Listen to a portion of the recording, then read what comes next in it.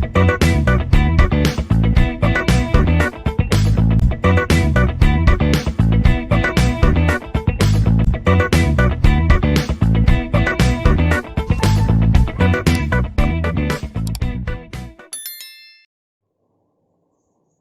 in the first video I have explained what is meant by machine cycle and how to calculate the delay for a simple subroutine. Now we'll see few more examples on how to calculate the delay. Consider example of the subroutine now, which is consists of the instructions move R3, ash 250, which takes one machine cycle, and no operation, which will take one machine cycle, again no operation, which will take one more machine cycle, again no operation will take one machine cycle, NOP will take one machine cycle, and then the loop DJNZ R3 comma here, and this loop goes back to here.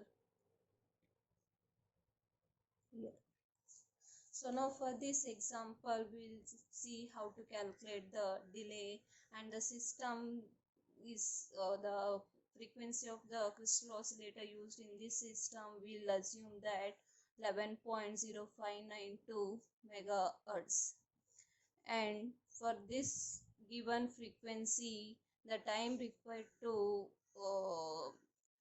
execute the time required for one machine cycle is 1.085 microsecond. Now we'll see how to calculate the delay. So first we need to identify the loop, mean nothing but which are the instructions are present in the loop. So in this subroutine we have the instructions are no op, this no op, no operation, no operation, and DJNZ are 3 comma here. So these are the instructions are present inside the loop. So first we'll calculate the total number of machine cycles required for all these instructions. So this no operation will take one machine cycle, and this will take one machine cycle, and similarly there are total 4 no operations or instructions are there which take 4 machine cycles, and DJNZ R3 comma here it will take 2 machine cycle, and these all instructions will repeat 250 times. So we need to multiply this with 250, and then this should be multiplied with the 1.085 microsecond. If we multiply this, if we calculate this, we get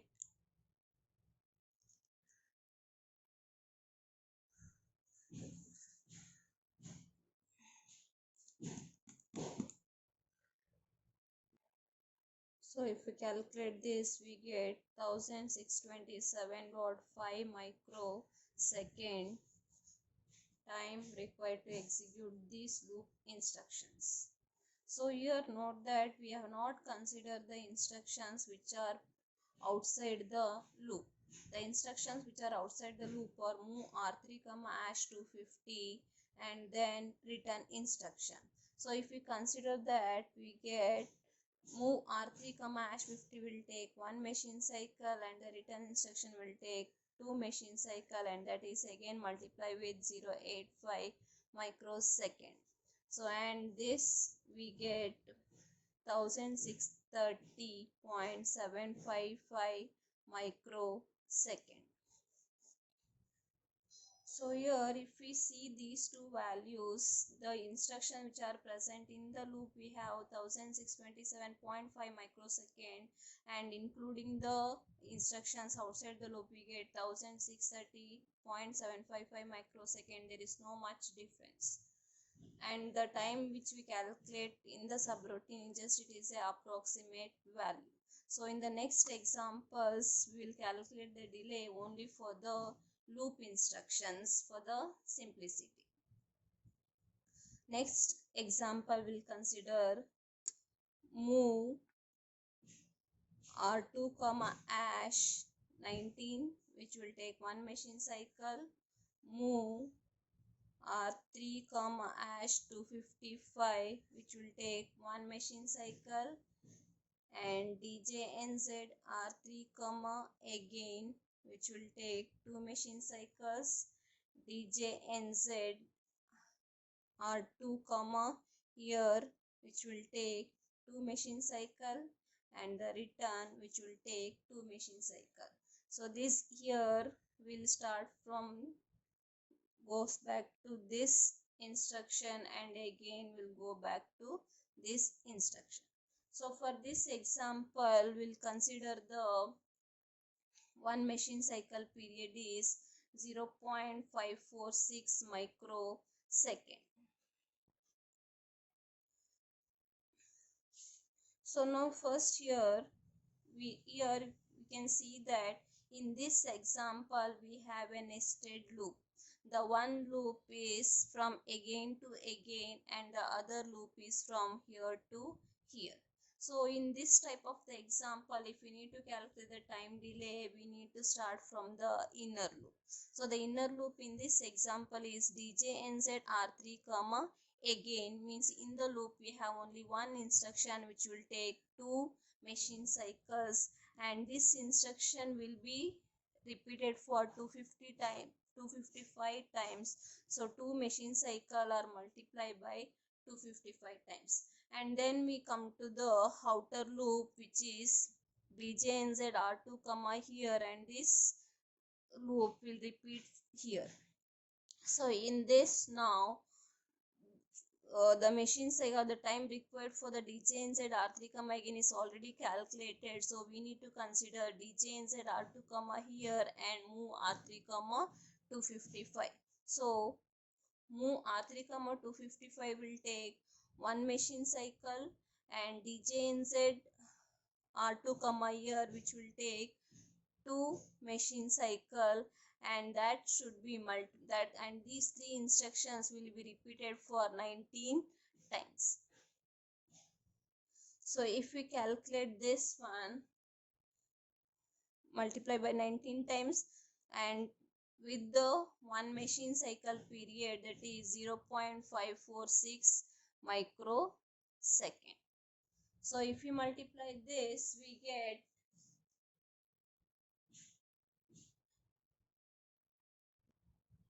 we'll get 5.321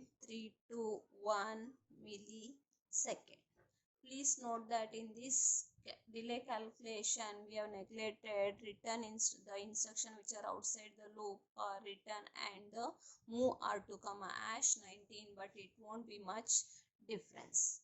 Next we'll see the another example which involves the nested loop itself, that is delay program move R2 comma ash 7, move R1 comma ash 255, and next we are initializing R0 with again with the value 255, and then we are decrementing on jump on no 0 R0 comma here 3, and this will start from here, and next DJNZ R1 comma here 2, and this loop goes to this instruction, and DJNZ R2 comma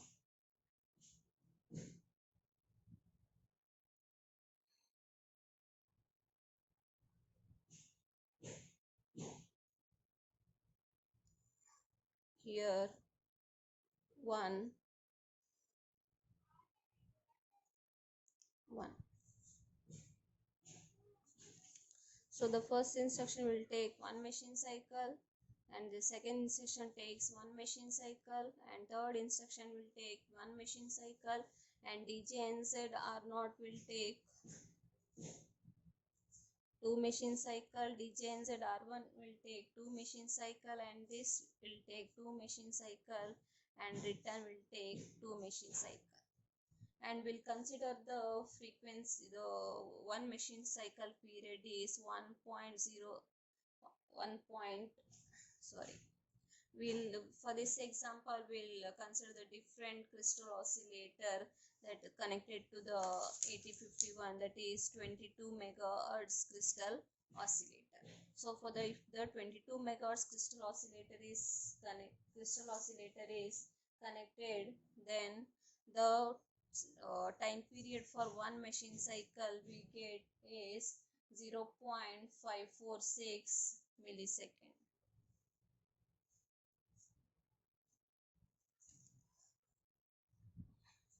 We'll see now the delay produced from this subroutine.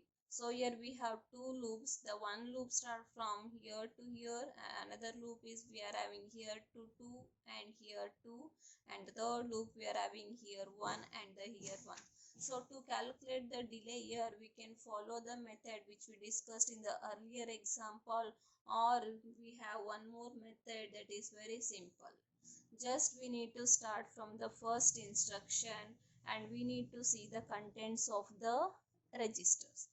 So the first instruction we have the content of the register R2 is 7, and again that should be multiplied with the contents of R1, that is 255, and again that should be multiplied with the contents of again R0 is 255, and then the instruction DJNZ R0 comma here, that is 2 machine cycles, and we should stop here itself. So here please note that we need to stop in the instruction which is the last loop, inner loop instruction. So the last inner loop instruction is DJNZ R0 comma here 3, and this multiply with the one machine cycle period, that is 0.546 millisecond. So if we multiply this, we get 497 millisecond. See, please note that in this example we are not consider the machine cycles of these two, but it won't be much difference if we neglect it also. So we can follow this method or we can follow the method which we discussed earlier. Thank you.